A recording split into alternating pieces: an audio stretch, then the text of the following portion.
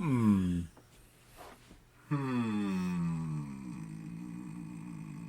This was an interesting foray into uncharted territory. I feel like one of those explorers who went out into the waters back before we had satellites to tell us what things were at. You know, like Ah, Magellan, if he didn't get eaten by crabs or whatever happened to him. Actually, whatever did happen to uh, Magellan. I don't know. All I know about Magellan is that he was gay and that he like took on one of the Amerindians from South America, I think, as his lover.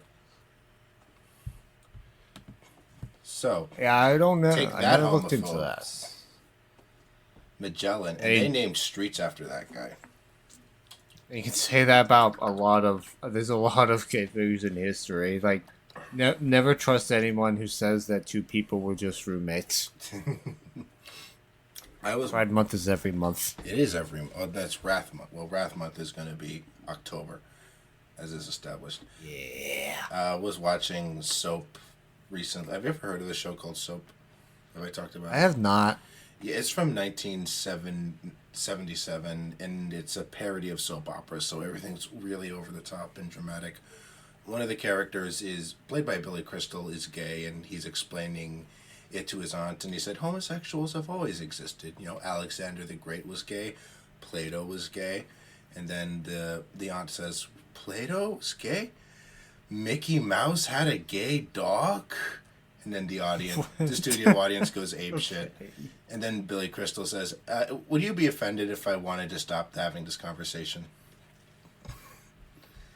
Anyway. Okay. Yeah. Anyway, go watch Soap. I, It's on Tubi. Howdy, y'all. Welcome to the Foxx and the Mage podcast. I'm the Fox. and I'm the mage. Mm. Thank you for sitting through that. We are recording later than usual because of fireworks. Yeah, but both later in that we're recording this Saturday instead of Friday, and also because it's 11:30 p.m. Eastern for me. Yeah, and in Texas, it is not quite so late at only 10:33 Eastern, and it is the day after 4th of July, but I can't guarantee there won't be popping and firecrackers because Texans love fireworks and they love shooting guns. Yeah, and West Virginia is just very open and rural, so something might slip through. I hope the trees block the sound. I'm hoping, Mike, the trees Eh, around here block the sound. I'm open that here too. But anyway, So, you go. oh, you were introducing it. I was gonna ask about that. Oh yeah. Well, I will. Yes. Yeah. So today's episode, we did forays into genres or scenes that we don't have much experience with.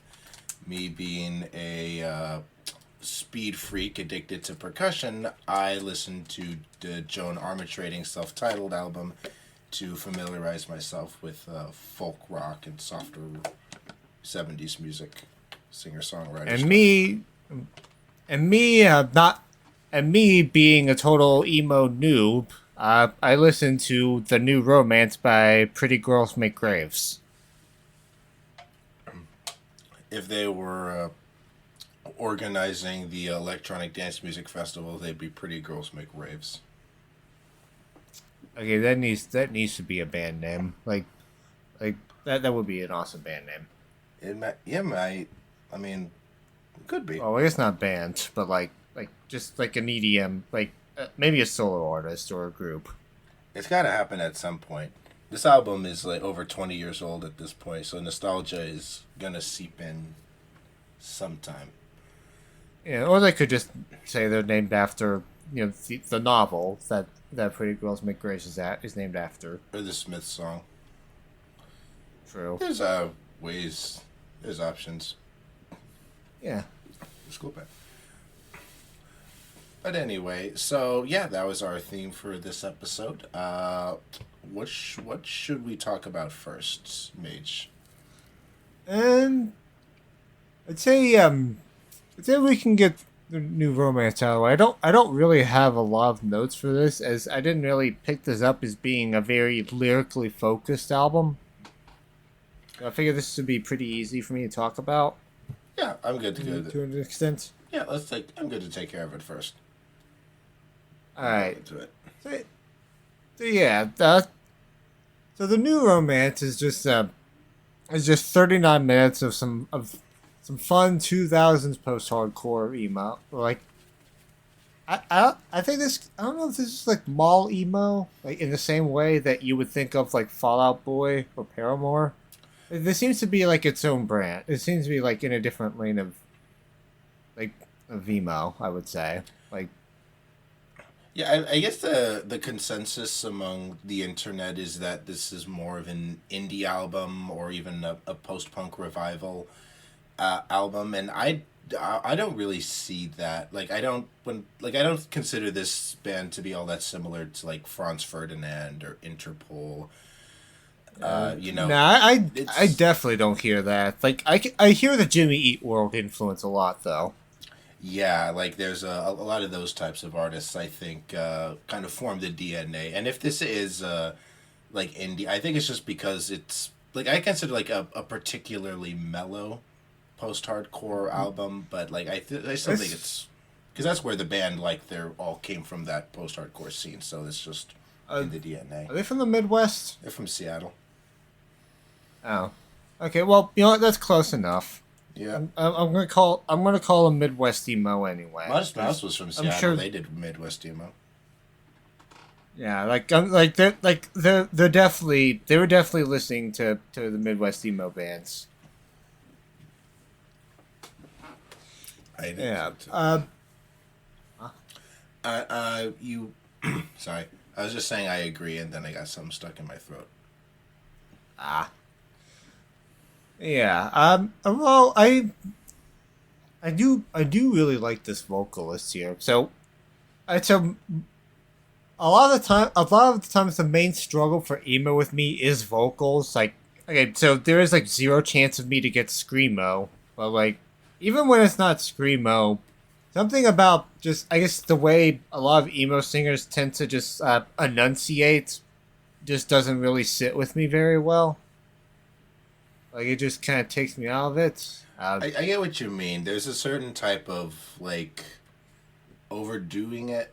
I don't want to say that because it's not like overdoing it is bad exactly, but even by that standard, it's like a lot to like some of those Yeah. styles can be distracting. I know what you mean. It's not only that either. I think sometimes the instrumentals tend to just have neat guitar tones that and nothing else to them for me to sink my teeth into. Like it just kind of just feels like I'm listening to a collection of riffs. Yeah, like it is kind of just like musical ideas not really blended together. Yeah, though I guess granted that I guess that trait seems to be more post-hardcore than emo, but still. Right. You want to get into the first track on this record? Yes, something bigger, something brighter. I have this one starred. As I do I. Thank you, Rock Band 3. Yeah, I like this. I like how mathy this song is. Yeah, like right off the bat, we get these like kind of intricate triplet flows. Or not flows, what am I saying? It's late, I'm sorry. We get these intricate triplet riffs with the guitars, and then the synths kind of go into it, and then the drums, it's very uh, otherworldly, maybe for a little bit. It's like dreamy almost. Yeah. Oh yeah, like this is a hell of an opener for sure. Like, and again, the lyrics don't really seem to be the main draw of this album. Like, but like they seem to capture a vibe, and I am down for the vibe that they are capturing. Yeah, so I like. Yeah, this is definitely the song I've known the longest because it was on Rock Band 3, and I do feel like it it might be my favorite just for like in terms of I love this song the longest, but One thing I will say, you were talking about it earlier that the vocalist of this band, Andrea Zolo, is phenomenal. If I had to like rank my top three vocalists in rock, it would be, I think, her, the girl from Estrons, and Chris Cornell, maybe. Like, it's good. And I saw this band at the reunion show in Austin a few months ago, and she sounds exactly the same. She has a great voice. I would kill to see that. I would kill to hear that live. I'll send you some of the videos I took on my phone. Sounds good. And yeah. And as for the lyrics, and it is kind of, like I first heard this song when I was like 13, 14, and now as an adult, wow, this is the most about sex a song has ever been about sex without explicitly being about sex. I am kind of surprised that neither Rock Band nor Spotify gives this song an explicit rating. And they only do that if there's actual, like, swearing, I'm pretty sure. But that, you see lines like, 2 knuckles gone, bitten from the thumb of the digit meant to keep us satisfied. Let's raise a glass to those who finish last, and here's to us because we've got all night. Like, I kind of felt blushing saying those lines out loud. There's really only one way to interpret stuff like that. And it's about, like, specifically depression sex. Like, having sex because you just want to feel something because you're sad. So, yeah, that's the vibe of this project. That is definitely emo, for sure. Yeah, we getting the kind of vibes and motivations right away. So... Also, I have no idea if I would call this my favorite on the album, but it's definitely one of my favorites. A strong start. I love that that transition to the clapping section at about 3 minutes in. That might, if I had to like rank my favorite 2 seconds of the album, that would have to be it. When he goes, I was looking at 2 seconds. When the it's just the clapping and the synth riff, and she's going oh. Yeah, that part's great. Yeah. And you know what else is great? The Grandmother Wolf. The next track. Yeah, love the guitar tone this song starts out on. Yeah, the first minute of this song is phenomenal. Yeah, that's a Tom Morello ass tone right there. Yeah, honestly, like the guitarist, Jay Clark is a great guitarist. Like he really like makes that guitarist like sing. Yeah, I noticed on Wikipedia like Jay Clark is the only band member with their own page. Yeah, that's a good sign that he's someone who's like talented and I saw him perform live. He was really like one of the only band members not like kind of smiling, excited, or like visibly excited to like be performing again, but just because he was so locked in. He was like really like enjoys playing the guitar, and some of the few times he did like smile was when he just knew that he nailed it. So he's like a true virtuoso, it seems like. Definitely the impression I got, and that's something I didn't appreciate until I get older, just how like unique some of these guitar sounds are.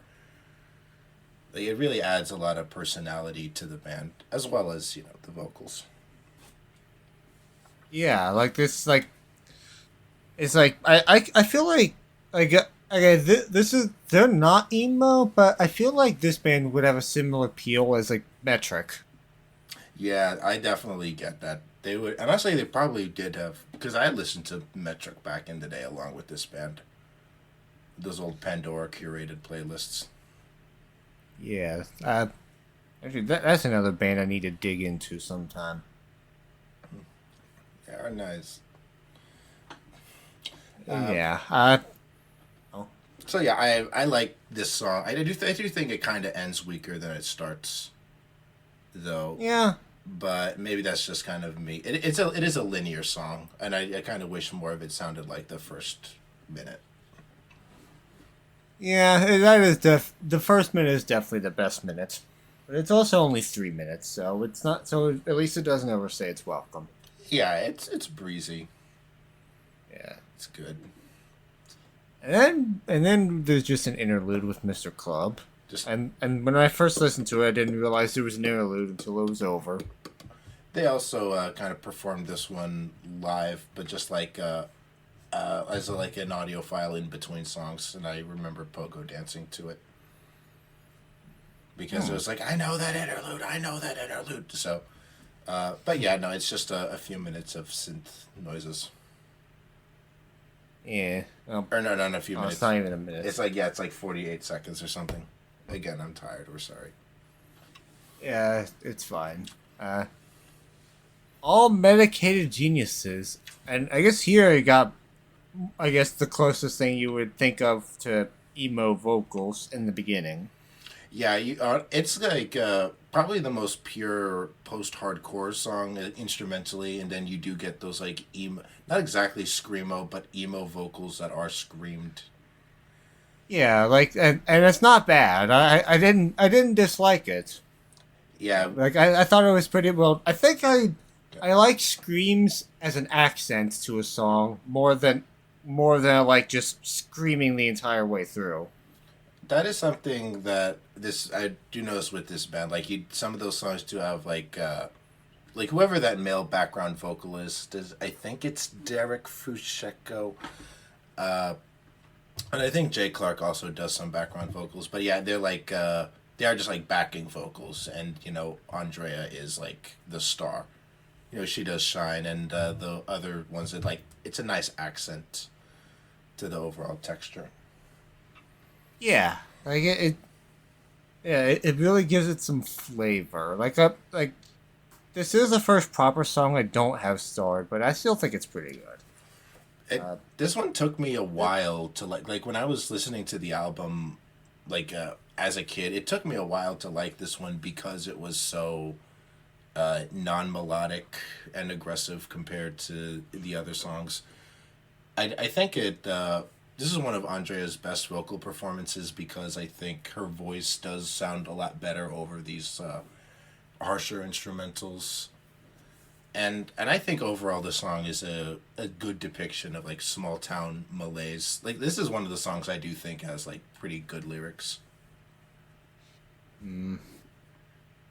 Yeah, I think it was just hard for me to parse the lyrics in this album to just stop, just truly write down my thoughts on them. Yeah, I I would. don't know if I was just in the wrong mood, but like I don't. It happens. Feel like I was able to get a general vibe. So I am kind of just going off vibes for most of this. It's a vibey album, to be Yeah. certain. But I would think that yeah, this like right away the song opens up with the boy with the golden arm. He admits to the forest fire that he started up from the lack of something better going on, and like right away we get like, oh, this is like bleak. This is bleak Yeah. depiction of malaise, and I think you know, kind of since I'm also from a pretty small bleak town, I started to appreciate it as I got older.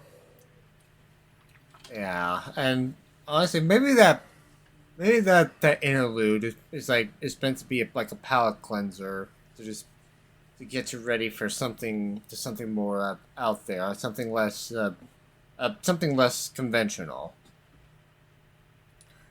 I think so. I can see that because it is like it does seem like they're blending two audiences on this one, the more post-hardcore fans and then potentially the more like mainstream audience that you could get from a song like Something Bigger, Something Brighter. Yeah, and I think it works. Yeah. That's all I have to say on All Medicated Geniuses. Yeah, same. Blue Lights though is probably my favorite on the album. It was my favorite. There was a year or so where it was my favorite too. This one is uh, good. I love how this one builds. One of my when I remember sending this song to one of my friends when I was a teen, and he said that it sounded like every sad girl Tumblr stereotype rolled into one. And I think that's true, but it's part of the charm. Even though this Yeah, song is before Tumblr even existed, much less that stereotype. uh, every MySpace stereotype, maybe. Ooh, that is true. That was prime MySpace era. Yeah. Yeah, I guess it'd probably be more accurate to say Live Journal, but still, we'll go with MySpace. I have no doubt that she she probably had at least one of them. Like, I'm sure that all the MySpace emos migrated to Tumblr. Definitely, yeah, that is probably where they all went because MySpace did crash around the time that Tumblr took off. Yeah. Like, I hope they took the song with them though, because it is a really good song. It deserves to live on. Love that bass. You're right. I do love how it like builds and stuff, and I love the kind of creepy, eerie vocal I don't know if it's a filter or maybe they're just playing with the reverb, but Andrea does sound kind of like a ghost in this song. Yeah, it's a nice effect, and it really adds to the tense atmosphere of it. And I do be feeling the song sometimes. Sometimes you do just want to lock yourself in your apartment, pull the sheets up over your heads, watch television, Oh, you just forget all cut out on Discord. Oh, sorry. That was. Yeah, no, I think I saw the ring not go around. I think it picked up on the Audacity though. Yeah, I'm sure it'll be fine in post. Yeah. So yeah, Blue Lights is kind of short, like 2.5 minutes, but it's good. Yeah, Chemical is not as good, but like still pretty good. I still thought it was I still liked the general sound palette of it. Yeah, it does sound very, yeah, like right. I like the. It's catchy, I guess, where with the bow bow wow bow wow wow, and then the kind of chant sing chorus, keep it chemical, chemical. And conceptually, this is another song about how much it sucks to be a teenager. But Oh yeah, that it's kind of there's like youthfulness is a pervasive theme on the album, but and I gotta know if this song is, it could literally about like, like medicating rebellious children, or if it's just a metaphor for conformity. But there is a lot of like a rebellion on the album, and like kind of the downsides of conformist thinking, which 2003 they were thinking of that a lot back then. yeah, like that was just that was the thing for most of this. Well, not even just emo. It's just kind of just the whole scene thing in general. Yeah. Yeah. Yeah. Oh, 7 is another interlude. It is sure is an interlude. I think on some Yes, releases it's untitled, or some releases it's called 7. But it is a 7th track. Yeah. Coincidence? You tell me. All I know is that it does lead into another one of my favorites on the album, The Teeth Collector. Mm-hmm. These songs have very interesting names. Yeah, they do. Right away, The Teeth Collector, just awesome, like shredding that opens up. Maybe overpromise or promises something different, but I also like the song a lot. Yeah, it's like I don't know if I got that vibe from it. I think I kind of just vibed out to it in a no thoughts head empty kind of way, but to the point where I thought I was deserving of a star. It is it's a nice vibe. Andrea's voice once again very heavenly. It is like a very very spiteful breakup song. I can't help but think of the line, "I'll pluck you like a dead bug from my feet." Not exactly something you say if you have second thoughts. Yeah. And then, yeah, she sings very passionately in that chorus. It's another wonderful performance. Good. Tooth is right and yank it out. It's good. But yeah, it's another one where I don't have all that much to say. Yeah, I don't have a lot to say about Holy Names either. That was another one that I thought was just pretty breezy. This song kind of made me cry when I was listening to it because I thought it was so pretty. But I think it is one of those where like the lyrics do kind of shine. It's so funny. I'd say I have trouble with lyrical music, and I like can't. And I keep talking about the lyrics to this album, which is like kind of intended to be vibes. Like a lot of the lyrics are vague and unclear. But one thing, apparently, Holy Names is the name of an all-girls school in the Seattle area. And the song's lyrics seem to be describing a kind of secret romantic tryst and excursion away from the prying eyes of society. So, Sapphic Anthem? It's a non-zero possibility. Yeah, sure, I'll claim it. Wait a minute. It is very nice. I like that line about like the stars being like guardian angels, which is so cheesy, but I love it. Oh yeah, I do live for that 2000s mall emo cheese. Mm-hmm. And oh, cheese it is. Yeah. So, then we get the title track, which probably has the best riffs on the entire album. It is the synth and post-hardcore fusion. Is how I read it because it does like most combine the kind of two influences. Yeah, and it's just so angular, and I love that about it. It is, yeah. It's so, yeah. Angular is a good way to put it, and I'm pretty sure this song is about the band themselves, like how like successful they've been, and the lingering concern that it's all gonna fall apart anytime soon. Which I mean, it kind of did. They did. They released one more album after this, and it was fine. It was fine. It was okay. It was decent. It was a decent album. It was okay. It was fine. And then they broke up, but they got back together, and the reunion tour seems to be going well. So never say never. That kind of that kind of deflates some of like the bitterness I do feel listening to this song. It's like, I don't know, maybe they'll even make a new album. Like I know McCluskey made a new album after over 20 years, so maybe these guys could too.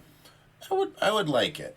I would be very interested to see what they do if with it, because this is like in a lot of ways such a dated sound, but nostalgia for this era is starting to pick up. Yep, we are living in 2000s nostalgia. Yep. Political instability, wars in the Middle East. It's just like 2003. Yep. That this is our emergency, all right. Yes, the penultimate track. I think this is. This might be the best. This probably would be the best song that they've ever did if Speakers Push the Air didn't exist. But excuse me, I have to cough. Hang on, 2973. So yeah, this is the penultimate song. I think this is considered the best song on the record by the public, and it's beautiful. Interesting. Is that because I just thought it was a fun song. Like I don't have it stored or anything, but I do still think it's a pretty good song. Maybe this is another one where like the lyrics kind of weigh in strong. But then again, I do pay attention to the lyrics more because Andrea just has a beautiful voice. That makes it Yeah, easier to focus she on. does. And it's the song is a ballad about longing, not even romantic longing, but longing in general, feeling alone, feeling angsty, feeling like nobody understands, and then just wanting some kind of human connection. I think that line about 1,000 voices, are you listening? It's a beautiful sentiment. Uh, I love the kind of breakdown in the middle of it where it gets really slow. I think Jay Clark's guitars, they shine really well. And the drum sections that kind of like starts to build up to that final chorus. That might be some of my favorite musical anything on the whole album. That's totally fair. Like I think when you put it that way, I can see why this is a fan favorite. It's also one of the only ones that has one of the only PGMG songs that has a music video. Ooh, okay. That probably helped. That and All Medicated Geniuses has a music video, which is weird because I didn't think that would be the other song that they'd try to push. But maybe it was like their favorite. Maybe.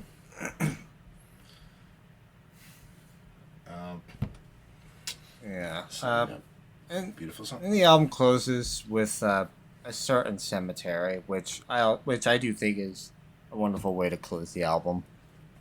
Yeah, this is one of the longer songs. It is a bit linear. I'm pretty sure this is about a breakup, but the lyrics also maybe it's about the band dysfunction, and it's not entirely clear, but it's very there is a lot of emotion there, and I do like how linearly it goes from kind of pain to like kind of aggression to just like acceptance of the situation. And then by the time it kind of fades out in that repetitive end, it does give me like feels. It's like the song goes through the 5 stages of grief. That's what I was trying to. Yeah, that's the energy I got. I don't know what exactly. I think they might have mixed up anger and bargaining or something, but it definitely feels like a holistic vision of like a relationship that just kind of died, where the passion died, and it's not really anybody's fault why that happened, but messy humans and their messy relationships. Yeah.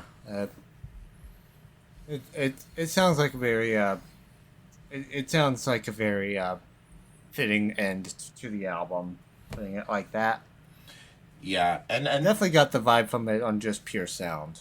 yeah, sonically it sounds most like the closer, or just like a closer, especially with the way that it like builds and builds those last 2 minutes. Yeah. And yeah, that's The New Romance by Pretty Girls Make Graves. Yeah, I thought it was a pretty good album overall. Like this is like it's not like it's definitely not my favorite piece of not my favorite slice of emo I've heard. Not even my like so generally the mainstream emo is my favorite kind of emo. Like that's the one I've gravitated towards the most. Like I do love me some 2000s Fall Out Boy and My Chemical Romance, and yeah, I do like I did listen to Jim Eat World's Bleed American. I thought that album was all right. Like the singles are really good though. I will also say that for like a more the first Pretty Girls Make Graves album, Good Health, is it's probably a better in terms of like pure emo post hardcore kind of influence. That's I did think it is kind of interesting because their first album is like pure post hardcore. Their third album is pure indie, and their second is kind of a blend of the two styles. So I do think that like fans do like have a favorite era almost because like all the albums do sound different. Like that first album, it's definitely more abrasive, less melodic, a lot more of Andrea yelling into the vocals about having fake friends. I'm So for whatever reference that is. okay. So it's like this album is just kind of a split point, and I guess whatever elements you like more, it could go. You could either go back or go forward. Essentially. And that's what made it interesting for me when I was like listening to this, because I like yeah, another song on Rock Band 3 is probably considered the greatest post-hardcore song of all time, One Armed Scissor by At the Drive-In. And Oh, One Arm Scissors, so fucking good. yeah, right. But that song, I listened to it for the first time and I was like, oh, this song is scary. It is like so much happening all at once. And it took me like some time with Pretty Ghosts Make Graves before I could fully embrace One Armed Scissor. And then when I did embrace One Armed Scissor, I listened to Relationship of Command and then the rest of At the Drive-In, and the rest is history. I got into Mars Volta before at the drive-in. I guess I'm definitely more of a prog head than a post-hardcore head. Ooh, yeah, I But Relationship Command is a great album. I think I got into both of them about the same time. I think I didn't realize that they were like basically the same band until a little bit later. But uh, I know what you mean. I do remember the Mars Volta, like when they were making music, they were pretty big, especially in like my part of the Yeah. country, because that band is also from the Texas-Mexico border. Right. Yeah. I think that's pretty much everything I have to say about the new romance. Yeah, that kind of expanded all my thoughts as well. All right. So we can move on to Joan Armatrading, self-titled Joan Armatrading, the name of the album. Yeah. So yeah, this is actually an artist that I don't know that much about. Never really looked into her that much. Kind of just listened to this album on a whim after after going through after listening to the episode on a podcast that talks about the books from the 1001 albums You Must Hear Before You Die, and I remember liking the snippets I heard from it, and so I checked it out one day, and I thought it was really great. Ooh, all right. Nice little organic fandom story. I like that. Yeah. All right. So, and yeah, that's was one move into track one. Just kind of dive right into Yeah. it. All right. Yeah. Down to Zero. So right away, I'm thinking pretty guitars, and it sounds very lush and kind of vibrant in that way that a lot of '70s stuff does, that I do like, and I'm starting to like more. Yeah, I tried to come up with something that I didn't want to give you something sparse like a lot of Joni Mitchell's albums can be. I figured I'd give something with a bit of a backing palette, sonic palette to it. I definitely noticed that there is a lot of like kind of rock influence on this album, and even like kind of funk in some of these songs, or soul. Yeah. I get a lot of that. So there was like a lot of interesting musical ideas that I liked.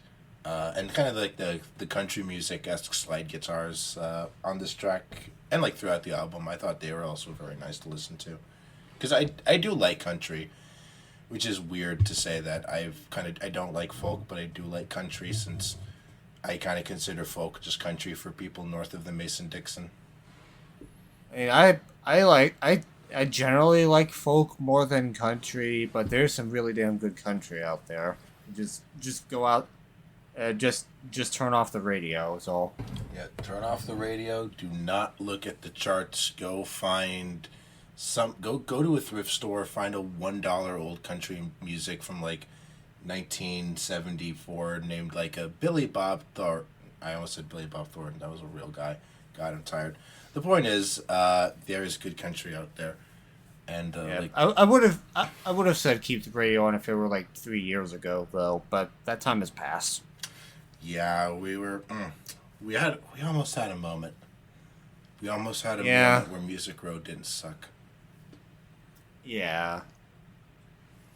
Damn. I hope they let Faith. They should let Faith Hill make more music again. They should. But I digress. Yeah, I like this song. It's nice. It's very. I wouldn't say I'm in love with it or anything. It is kind of the breakup song that everybody wants to write. That, oh, you left me because I wasn't good enough. Well, now you're the one who needs me, and I'm gonna be rejecting you. Like it's definitely wish fulfillment type of writing, and I can't ignore that. But I do think it's like a pretty nicely done version of it.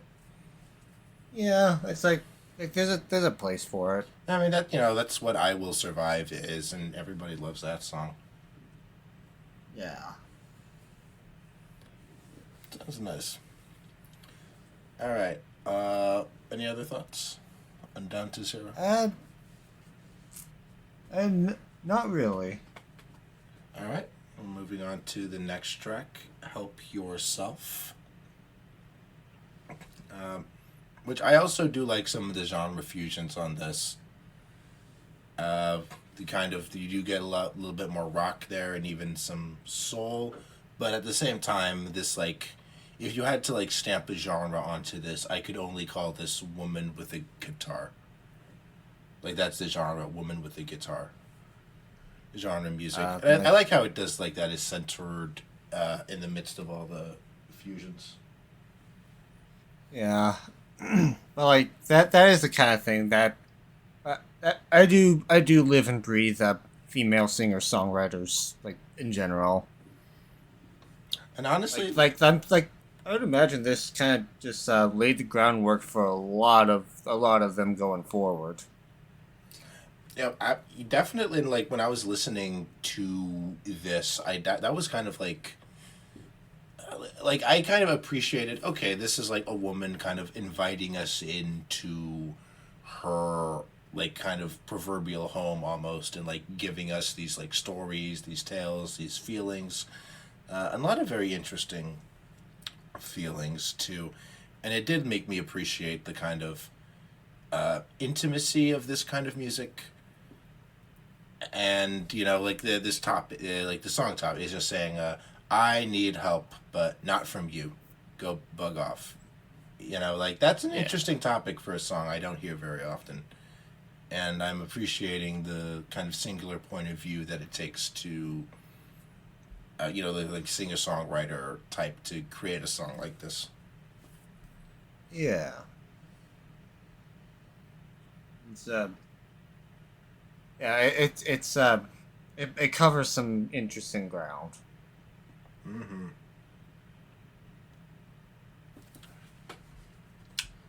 And yeah, I kind of like the musical change at about the 140 mark, and it's kind of all the notes I have on Help Yourself. Yeah, that's about all I have to say about it too. All right. And then we can move on to Water with the Wine, which I did star, I think, because Hell yeah. I liked how upbeat and bluesy it sounds. I think I kind of liked how simple and repetitive it was. I do like the blues is another like kind of musical influence you get on this album. Oh yeah. It's hella bluesy. Like that I think that was like the number one influence I picked up on throughout the album when I first listened to it. Now, of course, being from Texas, we do, in addition to the Pledge of Allegiance to the American flag, we do have to pledge allegiance to Stevie Ray Vaughan every morning in public schools. So I do have a healthy appreciation for blues music, especially kind of late 20th century blues. And I do think it's kind of funny that this song is about a one-night stand that got too clingy. She's trying to shake this guy off, but he's not getting the hint. Yeah, it goes into some pretty explicit places there. At least explicit for the 70s. Yeah, it's like kind of funny. It's charming. It's like goofy. It's like, oh well, I learned my lesson. Yeah, I like that. It's very nice. Yeah. It's also kind of one of the shorter songs. It's like just a hair under 3 minutes, I think. Yeah, so like it doesn't overstay its welcome. It doesn't pound into the ground. Hmm. Yeah, it's like a verse, chorus, and then it fades out. Yeah. All right, and the next song is "Love and Affection," which right away we get the kind of some interest. Probably, I think the most like kind of interesting lyrics so far that I've heard on the album. I'm not in love, but I can be persuaded. Like, all right, good way to let us know the stakes of the song up top. Yeah, it just cuts the bullshit. Hmm. Like I do like that the lyrics are very direct. Yeah, I it's like there's a place for like flowery poetry, but like sometimes you just want someone who will tell you how it is. oh, definitely. And there is a bluntness to this song, uh, to a lot of this album. But even though I do like the gentle instrumentals, at this point, this is probably the song where I'm realizing how much I do love Joan's voice. I guess I like deep voiced female singers in general. Yeah, same. I do love me some contraltos. The string section I think is very good. Some of those backing vocals are nice, and I do like how this is. Like I guess this is also considered to be the best song on the album by the general public. I think it was the only one that was a charting single. I mean, that's definitely my favorite. Which is interesting that like both this and on the new romance, the best songs or what are considered to be the best songs on the album are both about longing for companionship and being like very like heart wrenchingly open about that's what you want. Oh, you just bring some really good songwriting out of that subject matter, so it makes sense. Interesting little coincidence, though, and Yeah. it is nice to see that they're both tackled like this. So yeah, this one, it's good. Or it's already like probably the most impressed and I definitely see why it was the hit. It definitely was like the most like impressive with like all the disparate parts that they like put together into it. Right. All right, any other notes? Uh, I don't really have any. No. All right, and then we move on to "Save Me." Uh, a song which I kind of liked because of its lyrical intricacies, but I did think it was a bit one note compared to some of the other songs. Like I don't remember too much about it. It does kind of fly by unless you really like listen to what she's saying. Yeah, that's a fair assessment. I feel like I do feel like the lyrical structure is a bit rigid compared to the prior songs. Yeah, intimacy and affection frozen in this game of chance. I forfeit like a moth with no flame to persuade me with the blood in the rain. It is like yeah, some interesting lines, but it does. Yeah, I think you're right about the rigidity. Yeah. All right, and the following track is the much more upbeat "Join the Boys." Boys. And another song I like, I probably the quickest start I gave to this album, or on this album, because it just all right. It's a nice little funk rock track about, as far as I can tell, it's just about a group of dudes being cool. And Joan is like saying, "I like those dudes; they're cool." Or maybe she's one of the dudes who's part of their cool. It's not. I'm not clear what it is, but the energy and the vibes are very pleasant. Yeah, I would say it's I would say it's pretty open ended as to what it could be. Oh, and that piano solo kicks ass. Oh I yeah, love a love good piano solo. Sam. Um, Yeah, are you in, are you out? Do you dance about and shout, join Jack and the boys, be in a band, doing one night stands? That's the chorus that gets repeated, which, yeah, that could be about literally anything. It could be literally a band of performers. It could be about a motorcycle club. Not exactly clear. So there's just energy. Energy and Or it could piano be like, solos. or it could be like a literal one night stand. Like I do know one of the things about, one of the things I know about Joan is her, that she is very private, but like, I know like when, I know her sexuality is speculated a lot. So, Mm. and that kind of is kind of reflected in in some of her lyrics, I feel. I do, yeah. If you wanted to read into some of these, you definitely can. And, you're supposed to read into them. It's a singer songwriter album. She wrote Yeah, the lyrics for a reason. exactly. Uh, all right. And on to the next track, People, number 7. People to the left of me, people to the right. I want to be alone. Me too, John. Same. I feel that. Well, again, this is another like interesting song topic because it is about just a very intimate. But like, I feel like a lot of like that. This song is about people and existing in the world with all kinds of different types of people, and they all have their drama, and it affects you in many ways, even when it doesn't intend to, and how like exhausting that can be. And a lot of people write songs. Like, I feel like when I hear songs about that, they're like large scale songs about society, like kind of least prog or like big ambitious types of anthems about big interconnecting topics. I kind of like that the song is just very intimate, and that she's just saying, "I'm overwhelmed, leave me alone." Oh yeah, I feel this song a lot. Yeah, John is honestly very relatable on so much of this album. Yeah.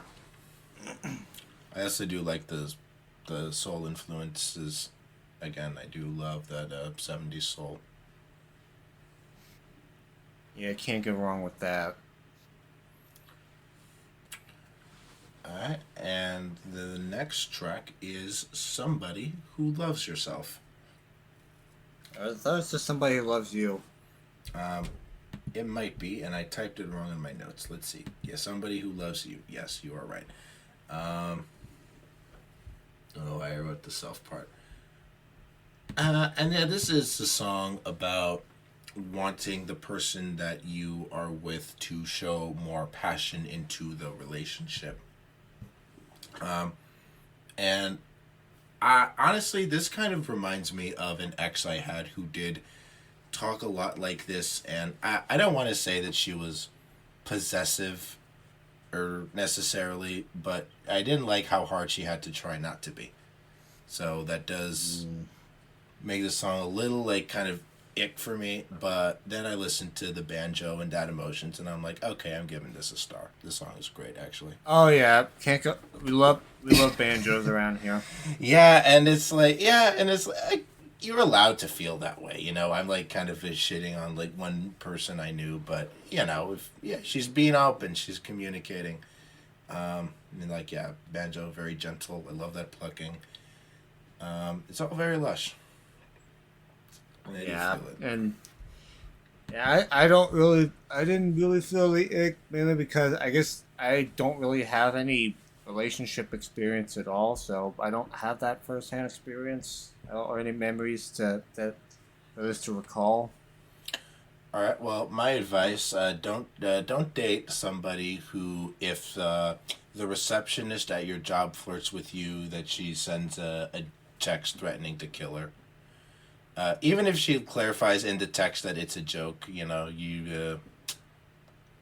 that I'm Yeah, gonna call that a pink flag, if not a red flag, straight up. yeah, The more that you is definitely know. something. Um, anyway, any other thoughts on this song? I don't know. That's all I have on that one. All right, moving on to the penultimate track, Like Fire. Hellfire.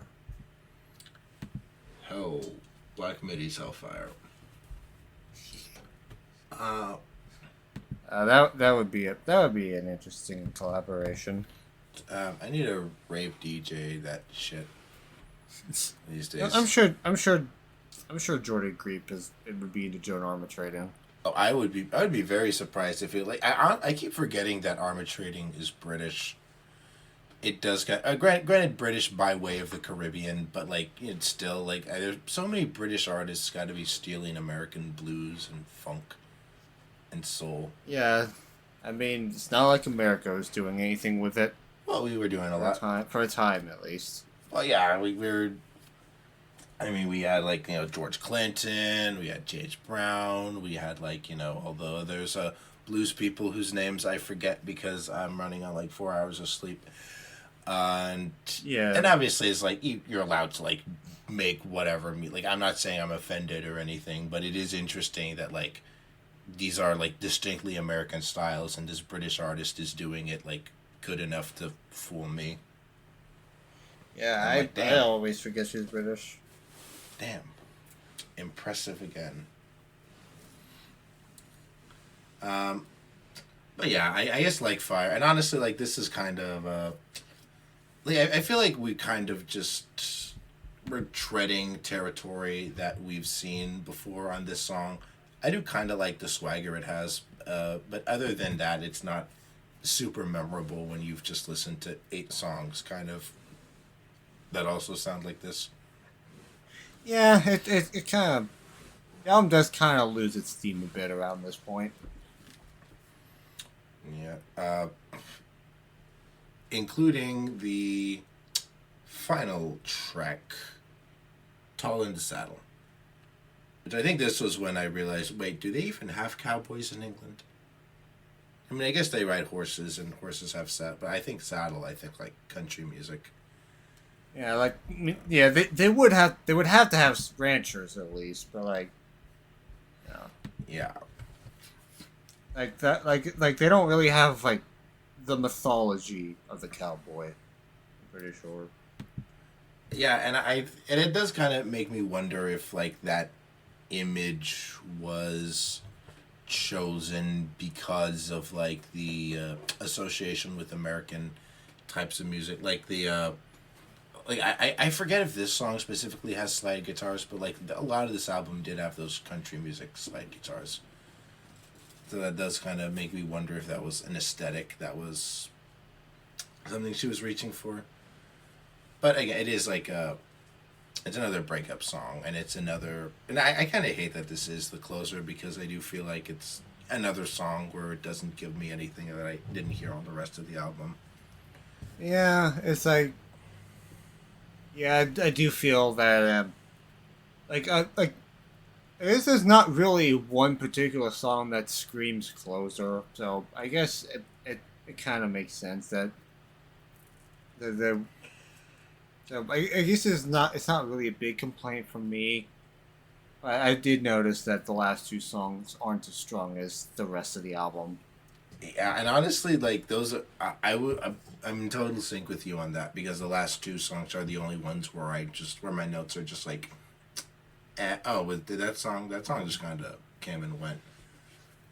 I do kind of to the defense of Tall in the Saddle, I guess I like some of the funk guitars that come in around 4 minutes, but they kind of get underwhelming real fast. And I do think it's kind of cool that this album has like a big rock ending. It kind of ends the album with that's yeah, it's kind of a nice way to wrap things up. But other than that, it's like okay, it's decent. It's fine. Yeah, it is. And on that slightly underwhelming note, ends Joan Armatrading's self-titled album, which Yeah, which I liked a lot more than I thought it would. But I did have a lot of interesting genre much like the New Romance. It did have some interesting genre fusions that are drawing me around the central musical idea of the album. And I think as some more of these songs click with me, I'll start to kind of appreciate more of these elements more. And I'm definitely gonna see, because I think it auto. Does Joan Armatrading have a song called Willow or Widow or something? It auto played that one, and I thought it was pretty good. Yeah, she has a song called Willow. Willow, okay, yeah. Then I definitely heard that one, and I'm pretty sure I started because I heard it it auto played right after on Spotify. Yeah, and maybe I should probably dive further into her discography as well. This is the only album of hers I've heard. I will do some research on what the next best one might be. And yes, yeah, that kind of concludes my thoughts on the self-titled. Yeah, it sounds like we both had a fun time. Just I guess going out of our comfort zones. A fun little excursion into uncharted waters. Yes, but we're not done. Waters charted by other people, I guess. We're not done with the Uncharted yet, though. Ooh.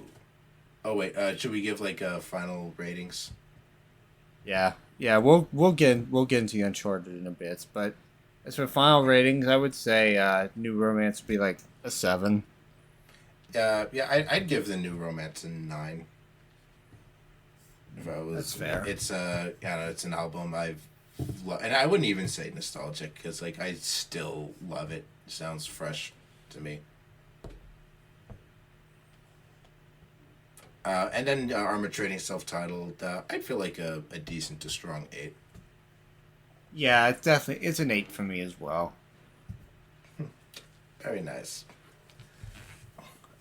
Okay. All right, now we can dive further into uncharted territory, but not just any uncharted territory.